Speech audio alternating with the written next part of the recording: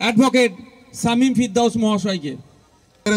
এই জন্য আপনাদেরকে কুর্নিশ জানাই এবং এই কুর্নিশ বার্তা নিয়ে এবং আমি নিজে ব্যক্তিগতভাবে আপনাদের কাছে আমি এক বুক অক্সিজেন নিয়ে যাচ্ছি। তার কারণ আপনারা নিশ্চিতভাবেই ওয়াকিবহাল, ভাঙড়ের এই অঞ্চলের মানুষ বেশিরভাগই সংখ্যালঘু মানুষ, সংখ্যালঘু মুসলিম।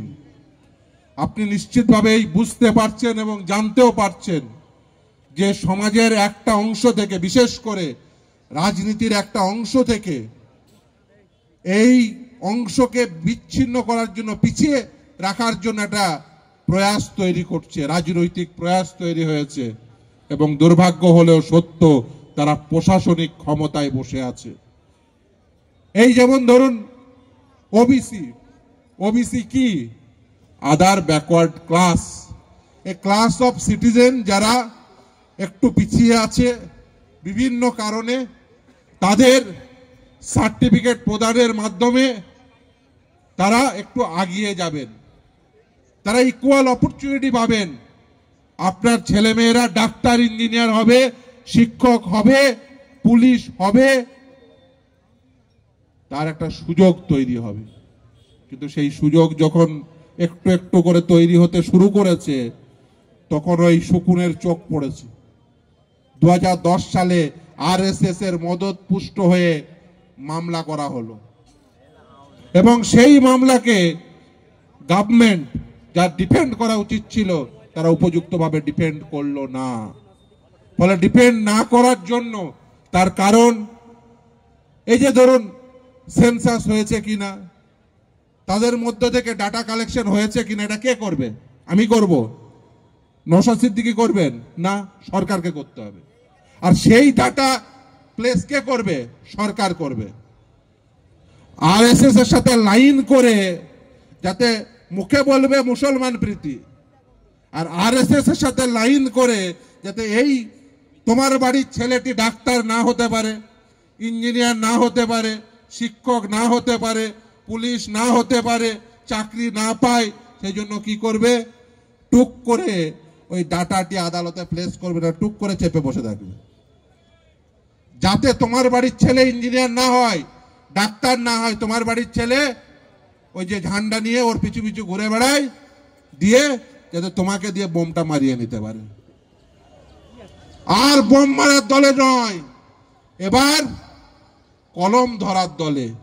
যখন কলম ধরতে শিখছে, তখন এই কলম যাতে না ধরতে পারে সেই জন্য আরএসএস সাথে লাইন করে এই ডাটা আর আদালতে দেওয়া হচ্ছে না, চুপচাপ ডাটা নিয়ে বসে থাকছে, প্রপার ডাটা দিচ্ছে না। এই যে দেখছেন এসএসসি মামলা একই কাজ, ডাটা নিয়ে চুপচাপ বসে থাকছে যাতে যোগ্যরা বঞ্চিত হয়। একইভাবে ওবিসির ক্ষেত্রে ডাটা নিয়ে চুপচাপ বসে থাকছে, লুকিয়ে রাখে দিচ্ছে যাতে মুসলমানরা বঞ্চিত হয়। এই সরকার আসলে কি কাদের হয়ে কাজ করছে?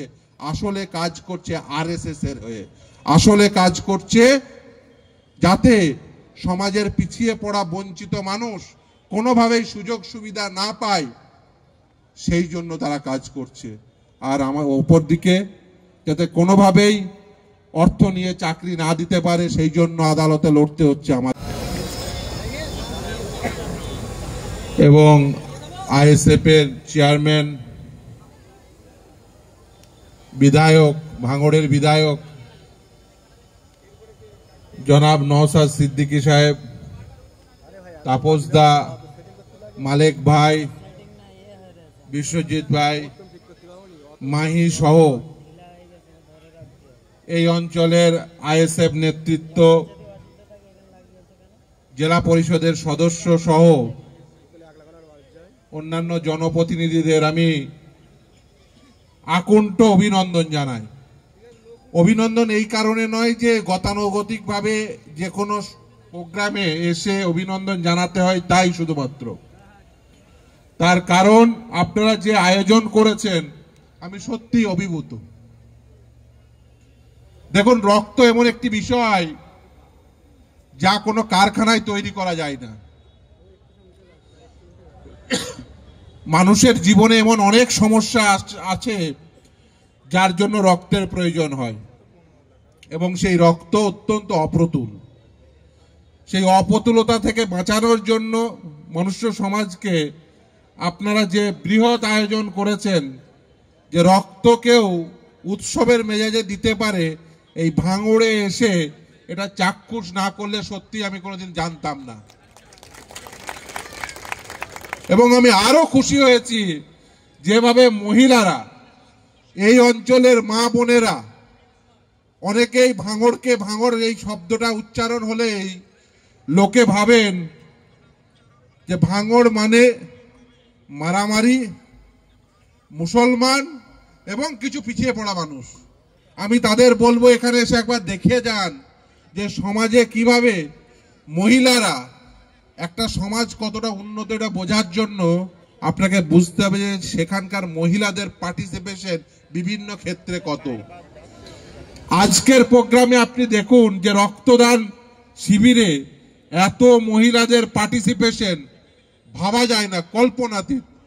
আমি বলবো ভাঙড়ের এই অঞ্চলের মানুষকে যে আপনারা যে উদ্যমে আজকে এই রক্তদান শিবির করে দেখিয়ে দিয়েছেন গোটা পশ্চিমবঙ্গ তথা দেশের কাছে যে রক্তদান একটি মহৎ কাজকে, সেটাকে উৎসবের মেজাজে নিয়ে যাওয়া যায়, এবং সেখানে মহিলাদের এই উল্লেখযোগ্য পার্টিসিপেশনের মাধ্যমে এই বার্তা দেওয়া যায় সমাজের বৃহৎ অংশকে যে দেখুন যে আমরা কি কাজ করতে পারি। ভাঙড়ের এই অঞ্চলের মানুষকে বলবো, কারণ কলকাতা থেকে এই ভাঙড় খুব বেশি দূর নয়। এই অঞ্চলের মানুষ যারা চাষাবাদ করেন, যারা শ্রম দান করেন, আমি বিভিন্ন জায়গায় যাই, গিয়ে দেখেছি সেখানে অনেকেই এই ভাঙড় অঞ্চলের বাসিন্দা। এই যেমন একদিন এই টিভি প্রোগ্রামে গেছি, তো আমি জিজ্ঞাসা করছি, বেশ কয়েকজন আছে ওদের স্টাফ, তো জিজ্ঞাসা করছি তোমার বাড়ি কোথায়, নওশাদ ভাইও সম্ভবত ছিলেন। তারা বলছেন ভাঙড়। এই কলকাতাকে তৈরি করার পিছনে, কলকাতাকে কলকাতা হওয়ার পিছনে ভাঙড়ের একটা গুরুত্বপূর্ণ অবদান রয়েছে। এবং এই ভাঙড় অঞ্চলের মানুষ প্রকৃত অর্থেই যাই প্রচার করা হোক না কেন, কিছু ধান্দাবাজ নেতার জন্য ভাঙড়ের নাম তারা খারাপ করতে চায়। এই ভাঙড়ের আপামর জনগণ যারা এই দায়বদ্ধতা নিতে পারেন যে রক্তদান যেটা একটা অনুষ্ঠান ছিল সেটাকে উৎসবে পরিণত করতে পারেন, এই দায়বদ্ধতা যে অঞ্চলের মানুষ নিতে পারেন নিজের কাঁধে, সেই অঞ্চলের মানুষ, সেই এলাকার মানুষ নিশ্চিতভাবেই